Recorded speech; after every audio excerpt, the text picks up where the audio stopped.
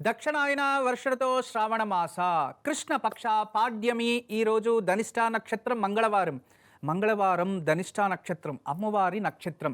ఈరోజు అందరు కూడా మహాగౌరి వ్రతాన్ని ఆచరిస్తారు. ఉదయం ఆచరించేవారు ఉదయం, సాయంత్రము ఆచరించేవారు కూడా ఆచరిస్తూ ఉంటారు. శ్రావణ మంగళవారం మంగళగౌరి వ్రతం.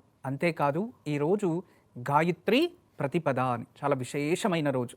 అయితే ఈరోజు మనమందరూ కూడా విశేషంగా అమ్మవారి నామమంత్రాన్ని జపించాలి. అమ్మవారు ఈరోజు పార్వతి, దుర్గా, ఉమా, ఈ ఒక సతీదేవి ఎన్ని అవతారాలు ఉంటాయో ఆ ప్రతి అవతారంలో కూడా పార్వతీమాత రూపమే అది. పార్వతీదేవి మరొక పేరు శక్తిమాత. ఈ ఒక పార్వతీ నామస్మరణాన్ని ఈరోజు మనము ఆచరిస్తే, అది ఈరోజు మంగళవారం కదా, మంగళ అంబిక. అంబిక అంటే ఎవరు తెలుసా? పార్వతీదేవి ఒక స్వరూపం.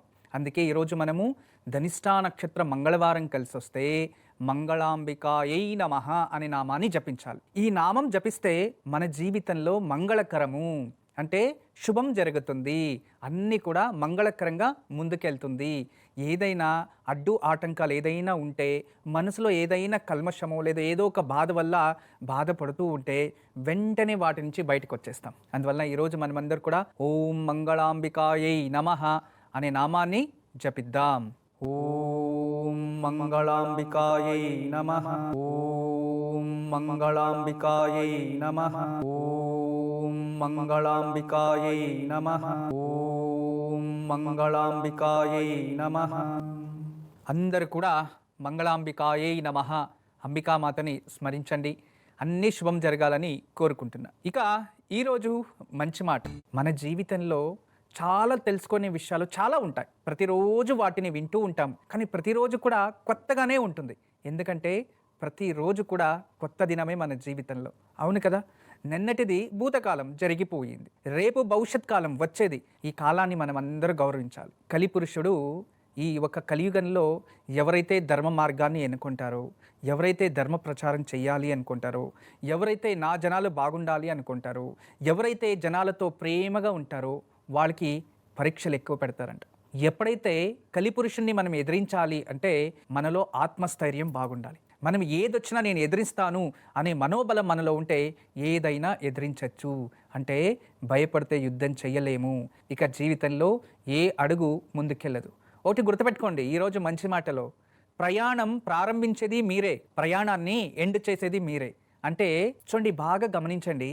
మనం జీవితంలో ఏదైనా ఒక కథ, ఒక పురాణాలు లేదా మైథాలజీలో ఏదైనా ఒక స్టోరీ మనం విన్నప్పుడు దాన్ని మన జీవితంలో ఎలా పాటించాలి అని మనం ఆలోచిస్తూ ఉంటాం. అదే ఒక క్రైమ్ స్టోరీ చూడండి. ఆ క్రైమ్ స్టోరీని ఎవరు ఇష్టపడతారు అంటే క్రూర స్వభావం ఉన్న వాళ్ళే అటువంటివి ఇష్టపడతారు. ఆ క్రైమ్ని ఇష్టపడేవాడు ఆ క్రైమ్లో ఏదైనా వాడు చెడు చేసో లేదా ఇతరులకి మోసం చేసో లేదా ఇతరులకి అన్యాయం చేసో లేదా ఇతరులకి హింస పెట్టో అతను ఏదో ఒక చోట అతను చిక్కు వేసుకో ఉంటాడు. ఆ దృశ్యాన్ని చూసి ఆ క్రైమ్ స్టోరీని, ఆ క్రైమ్ డిపార్ట్మెంట్ని చూసి వాళ్ళు ఎలా ఆలోచిస్తారంటే వీళ్ళు ఇలా దొరికిపోయారు, దీని నుంచి ఎలా తప్పించుకోవాలి అనే ఆ స్వభావంతోనే దాన్ని చూసి దాంట్లో ఉండేదే నేర్చుకుంటారే కానీ ఆధ్యాత్మిక శక్తిలో అలా కాదు.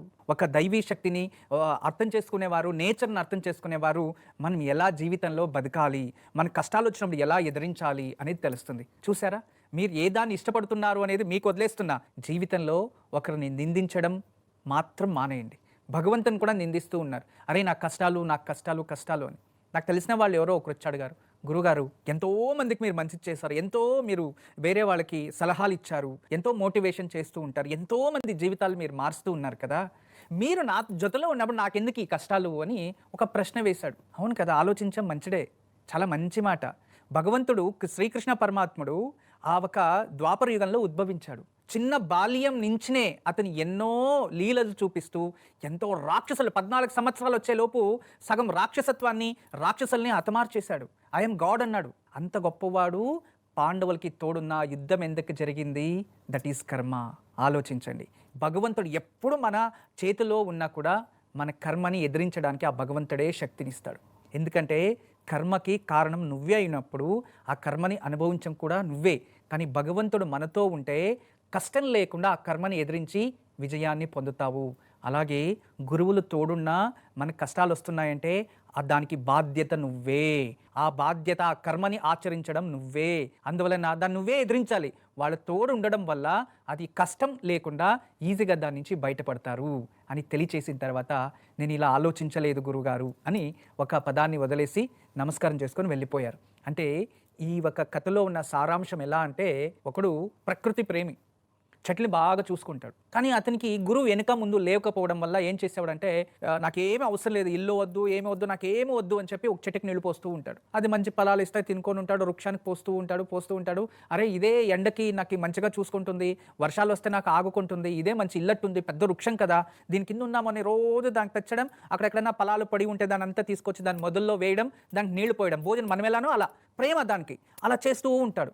అదేం జరుగుతుంది అంటే, ఎండాకాలం వచ్చిన తర్వాత కొన్ని రోజులకి ఆకులన్నీ ఉదిరిపోతాయి, చెట్టు మొత్తం ఏమీ ఉండదు, కేవలం కాండము ఆ రంబులు మాత్రమే ఉంటాయి, ఆకులు ఉండవు. అప్పుడు దిట్టమైన రాత్రి కూడా వేడే, పొగలు ఆ ఎండ కూడా వేడి, ఆ చెట్టు కింద కూడా ఉండలేకపోతాడు రెక్కలు లేనప్పుడు. అప్పుడు అనుకుంటాడు, నాకు నీడు ఇవ్వలేకపోయింది ఇదేని చెప్పేసి దాని మీద అలిగి ఇంకొక చెట్టు దగ్గరికి వెళ్తాడు. అలా జీవితాంతం చెట్లని వదిలేసి ఇంకొక చోటు వెళ్తూనే ఉన్నాడే కానీ, అరే ఇది ప్రకృతి, ఎండాకాలంలో వచ్చినప్పుడు ఇవన్నీ ఉదిరిపోతాయి ఆకులు, అది మనం ఎదురు చూడాల్సిందే, దానికి ముంజాగ్రత్తగా మనం ఏదైనా చేసుకోవాలి అని చెప్పే గురువు లేకపోవడం వల్ల అతను మూర్ఖత్వంతో జీవితాంతం చెట్లు మార్చాడే కానీ అతను అసలైన సత్యాన్ని గ్రహించలేకపోయారు. ఇదే విధానంగా ప్రతి ఒక్కరు, ఆ దేవుడు మంచి చేస్తాడు, ఈ దేవుడు మంచి చేస్తాడు, ఈ జ్యోతిష్యుడు మంచి చేస్తాడు, ఆ గురువు నాకు మంచిది, ఈ గురువు నాకు మంచిది, దీనికన్నా గొప్పోళ్ళు, దానికన్నా గొప్పోళ్ళు అని అందరినీ తిరుగుతున్నారే కానీ మీలో మార్పు తెచ్చుకోలేదు, మీలో ఉన్న సత్యాన్ని గ్రహించలేదు. మీ కర్మ ఏమి అని తెలుసుకోండి, కర్మ ఏమి అని తెలుసుకుంటే దానికి చిటికలో పరిష్కారం మీలోనే ఉంటాయి. అవి తెలియకుండా జాతకాలు పట్టుకొని లేదు ఏదో దేవాలయాలు తిరిగేస్తే మీకు మంచిదైపోతుందా? అఫ్కోర్స్ పుణ్యఫలం రావచ్చు, కానీ కర్మని మార్చలేం కదా. కలియుగాన్ని త్రేతాయుగానిగానో ద్వాపరయుగానిగానో మార్చలేం కదా. కాలాన్ని ఎవ్వరూ మార్చలేరు, కానీ కాలాన్ని ఎదిరించే శక్తి భగవంతుడు, గురువులు మాత్రమే ఇస్తారు. అందుకే ఈరోజు మంచి మాటలో మీకు అందరికీ కూడా కాలానికి గౌరవించాలి, కర్మానికి మనమే కారణం, ఆ కర్మాన్ని ఎదిరించాలి, భయపడకూడదు, ప్రేమతో, దయతో, క్షమాభావంతో అన్నీ స్వీకరిస్తూ ముందుకెళ్తూ ఉంటే ప్రతిరోజు మనకి మంచి రోజే. ఈరోజు శబ్దశ్రావ్యం గుర్తుపెట్టుకోండి. శబ్దాలు మనం వింటూ ఉంటాం. జైంకార శబ్దం, ఓంకార శబ్దం, శంఖ శబ్దం, డమరుగ శబ్దం, మంగళవాద్యాలు ఎన్నో ఉన్నాయి. అన్నీ కూడా శబ్దాలు ఎంత మనిషి పైన ప్రభావం చూపిస్తాయంటే, పూర్వం నుంచి ఋషిమునులు, దేవతలతో నుంచి ప్రతి చోట శబ్దాన్ని గ్రహిస్తూ వచ్చేవాళ్ళు. శబ్దానికి అంత శక్తి ఉంది. ఒక శబ్దంలో ఒక మనిషిని ప్రేమగా పిలిస్తే ఎంతటి వారు కూడా ఆకర్షిస్తూ ఉంటారు. తెలివి అనే సెన్స్ లేని ఎన్నో మూక ప్రాణుల్ని కూడా కొన్ని శబ్దాలు, ప్రేమతో పిలిచే శబ్దాల నుంచి అవి కూడా ఆకర్షిస్తాయంట. ప్రేమతో పలికే శబ్దాల వల్ల చెట్లు, వృక్షాలు కూడా ఆకర్షిస్తాయంట.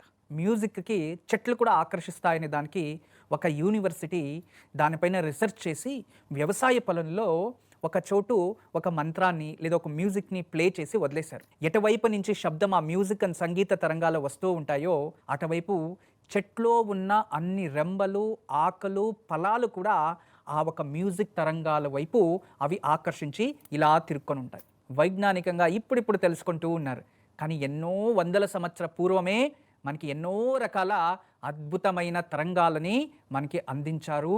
ఇందులో పవిత్రమైనది దేవతల చేతుల్లో కూడా ఉంటుంది ఎప్పుడు కూడా.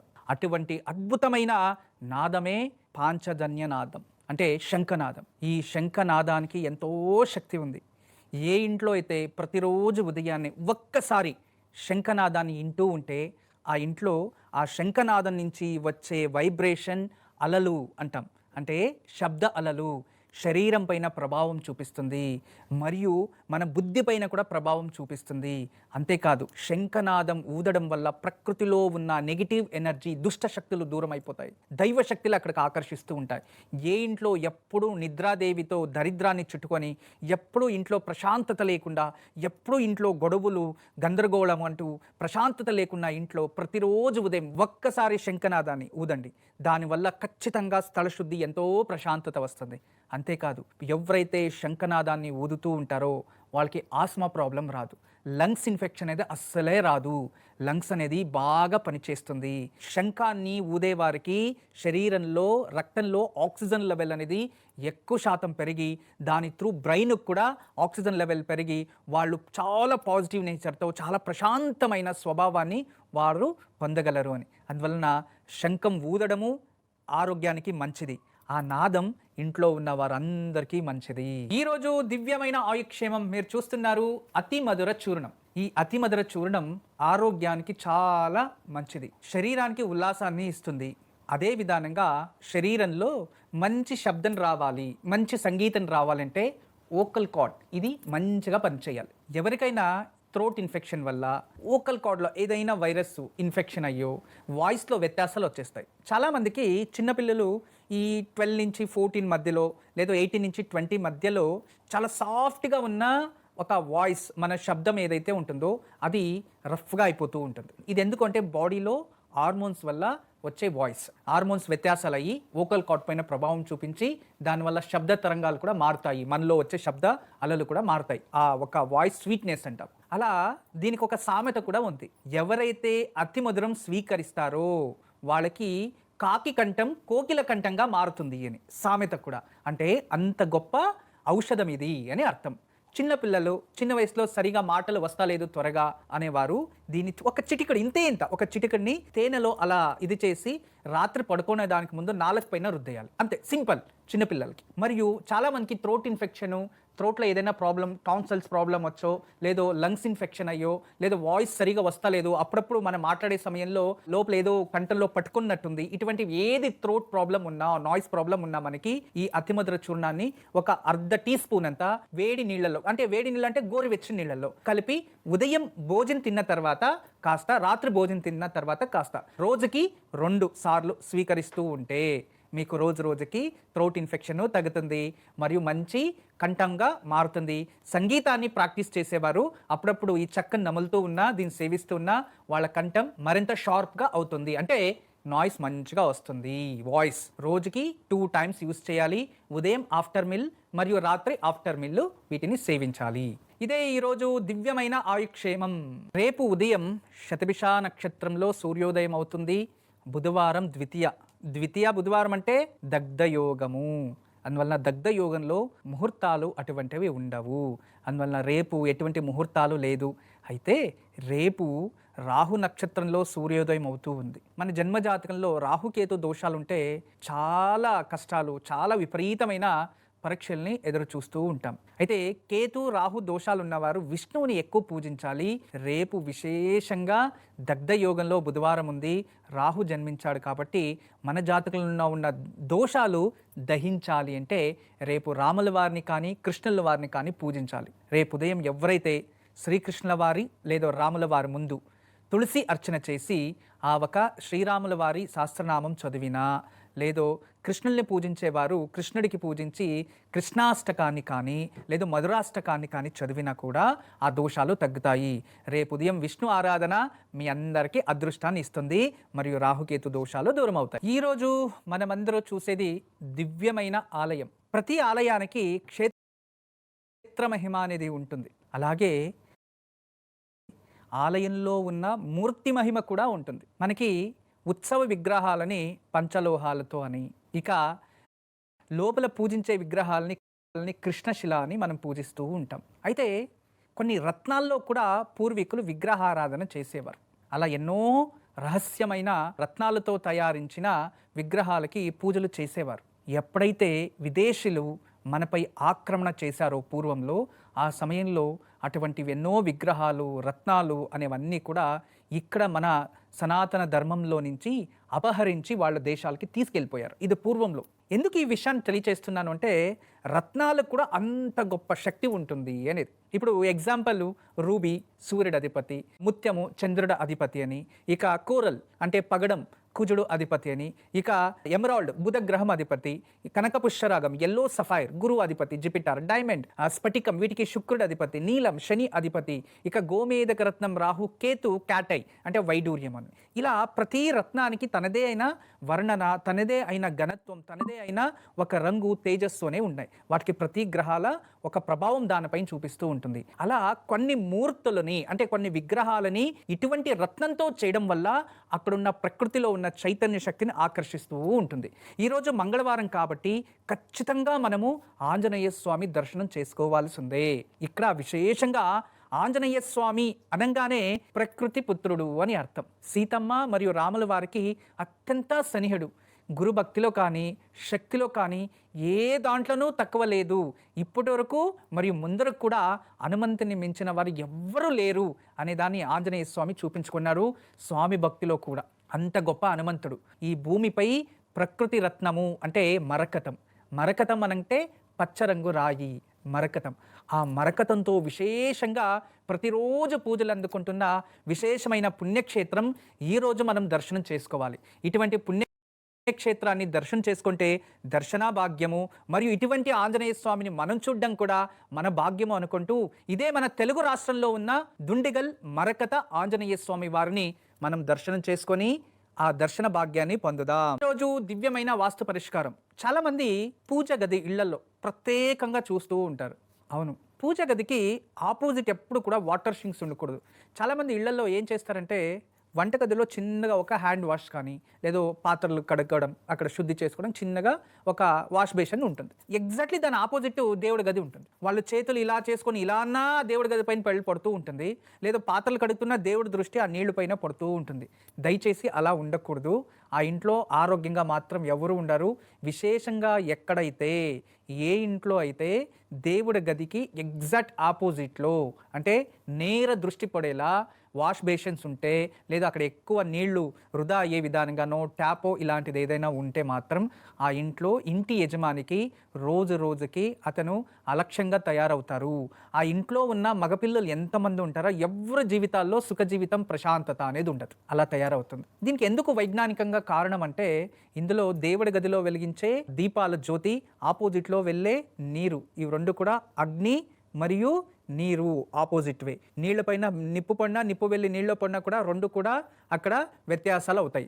దాని నుంచి ఎక్కడైతే అటువంటి పరిస్థితులు ఉంటాయో ఆ ఇంట్లో వాళ్ళు ఆలోచించే విధానాలు కావచ్చు, వాళ్ళు తీసుకునే నిర్ణయాలు కావచ్చు, ఇవన్నీ కూడా ప్రకృతికి వ్యతిరేకంగా తీసుకోవడం వల్ల వాళ్ళ జీవితాలు సగం సగంలోనే అయిపోతాయి. దయచేసి అటువంటి ఉన్నప్పుడు ఇమ్మీడియట్ ఆ ఒక వాతావరణాన్ని లేదా ఆ ఇంట్లో కాస్త మార్పు తేవడానికి ప్రయత్నించండి. పక్కన ఎక్కడో ఒక చిన్నగా దేవుడి గది పెట్టుకోండి చాలు. పెద్దగా ఇల్లు పెద్దగా ఉంది, దేవుడి గది పెద్దగా ఉండాలని ఏం రూల్ లేదు. భగవంతుడు ఎంత చిన్నగా ఉన్నా అది పవిత్రమైన స్థానంలో పెట్టి పూజించాలి. అదే వాస్తు. అలా ఇంట్లో ఎటువంటి వాస్తు దోషాలున్నా శ్రీ వాస్తు యంత్రం గుర్తుంచుకోండి. శ్రీ వాస్తు యంత్రాన్ని ఆ ఇంట్లో తగిలించడం వల్ల వాస్తు దోషాలు తగ్గుతాయి. కానీ ఇటువంటి మార్పులు ఉండేటప్పుడు కొంచెం కొంచెం మార్పు తెచ్చుకుంటే మరింత శుభ ప్రతిఫలాలు ఆ ఇంటి వల్ల అనుభవించవచ్చు. ఈరోజు దివ్యమైన యోగక్షేమం ధనిష్టా నక్షత్రం ఈరోజు సాయంత్రం ఉంటుంది. ధనిష్టా నక్షత్రం అంటే ఎన్నో శుభకార్యాలకి ముహూర్తాలకి ఈ నక్షత్రం శ్రేష్టమైన నక్షత్రంగా జ్యోతిష్య శాస్త్రం నిర్ణయించింది. కాబట్టి ధనిష్టా నక్షత్రం మరియు బుధుడు అధిపతి, బుధుదేవుడికి విష్ణు అధిదేవతలు కదా. ఎవరైతే ఈరోజు ఇల్లు కావాలి అనుకుంటారో, భూమి కావాలి అనుకుంటారో, ఏదైనా భూమి అమ్మడానికో లేదో భూమి సమస్యలు లేదో ఇల్లు కట్టడం ఆగిపోయింది, ఇటువంటివి ఏవైనా దోషాలు ఉంటే ఈరోజు సాయంత్రం ఒక తెల్లటి ఆవాలు ఒక పసుపు రంగు గుడ్డలో కట్టి దాన్ని మహావిష్ణు పాదాల ముందు పెట్టి పూజించి ఆ స్థలంలో తీసుకెళ్ళి మీరు ఏదైతే సంకల్పం ఉంటుందో అలా తీసుకొని వెళ్ళి ఆ స్థలంలో చెల్లితే అది సేల్ అయిపోవాలంటే సేల్ అవుతుంది. లేదో మీరు ఏదైనా ఇల్లు కొనుక్కోవాలి అనుకుంటే ఆ మూటని ఇంట్లో పెట్టి రోజు పూజిస్తూ ఉండండి. త్వరగా ఇల్లు భాగ్యం వస్తుంది. లేదా ఏదైనా కోర్టు గొడవల్లో ఏదైనా ఉండి మన భూమిది ఏదో రిజిస్టర్ అవుతా లేదు, ఏదో సమస్య ఉంది అంటే దాన్ని అలాగే 9 రోజులు పూజించి తదుపరి దాన్ని తీసుకెళ్ళి ఆ బట్ట విప్పి పుట్టపై వేసి ఆ ఒక తెల్ల ఆవాలని రావి చెట్టు మొదల్లో వేసేసి రండి. త్వరగా మీ సమస్య నుంచి బయటకు వచ్చేస్తారు. గృహయోగం కోసం, భూలాభం కోసం ఈరోజు మహావిష్ణు ముందు తెల్ల ఆవాలు పెట్టి పూజించాలి.